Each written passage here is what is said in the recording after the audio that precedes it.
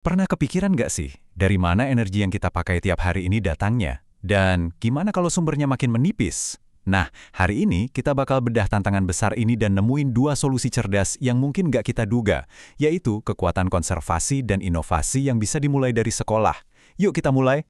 Faktanya begini, hampir semua yang kita lakuin, dari mulai nyalain lampu di kamar sampai naik motor, itu semua bergantung sama yang namanya bahan bakar fosil. Ketergantungan inilah yang jadi akar masalah energi global kita. Memahami ini adalah langkah pertama buat nemuin solusinya. Terus, kalau kita terus-terusan begini, emangnya kenapa? Nah, ketergantungan ini punya konsekuensi yang serius banget, bukan cuma buat lingkungan, tapi juga buat ekonomi dan kehidupan kita sehari-hari. Yuk, kita lihat lebih dalam apa aja tantangannya.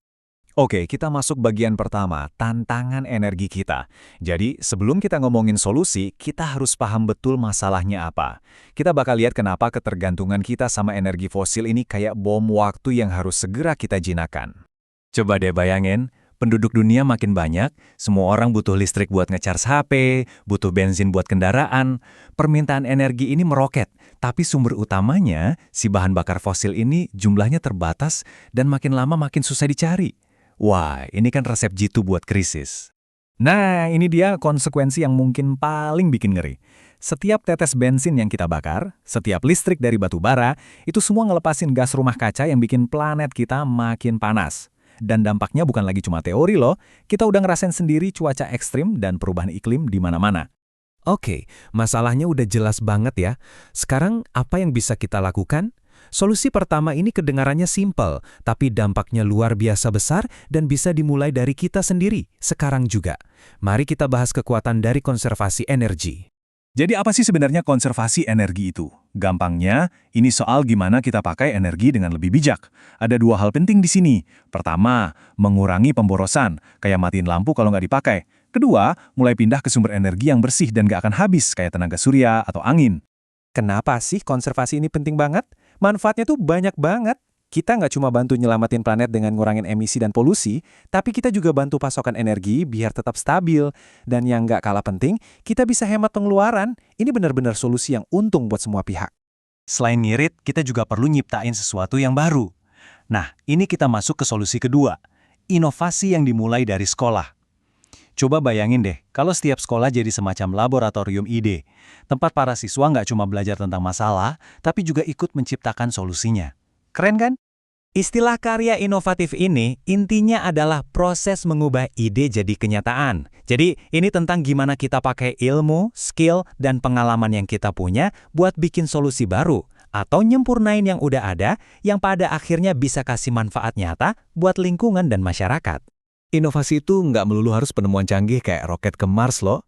Bisa jadi sesederhana memodifikasi sesuatu biar lebih efisien, ngembangin cara baru buat bikin kompos dari sampah, atau bahkan bikin penemuan yang benar-benar baru dari nol. Semuanya itu adalah inovasi.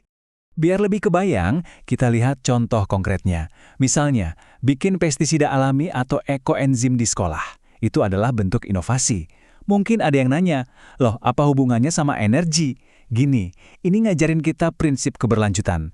Gimana caranya kita ngurangin sampah dan nggak bergantung lagi sama produk kimia yang proses pembuatannya boros energi. Ini bagian dari gambaran besar solusi lingkungan. Inovasi itu bukan sulap ya, ada prosesnya. Semuanya dimulai dari pengetahuan sebagai fondasi. Terus kita butuh keterampilan buat membangun sesuatu di atas fondasi itu.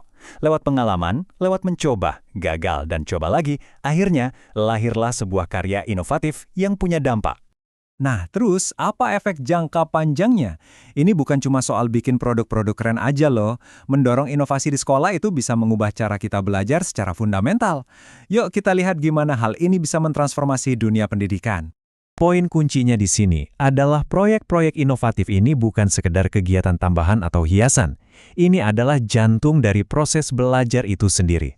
Siswa nggak cuma disuruh menghafal, tapi mereka jadi ilmuwan, jadi insinyur, dan jadi pencipta di dunia nyata. Ini yang secara langsung ningkatin kualitas pendidikan mereka. Ini adalah perubahan mindset yang luar biasa kuat.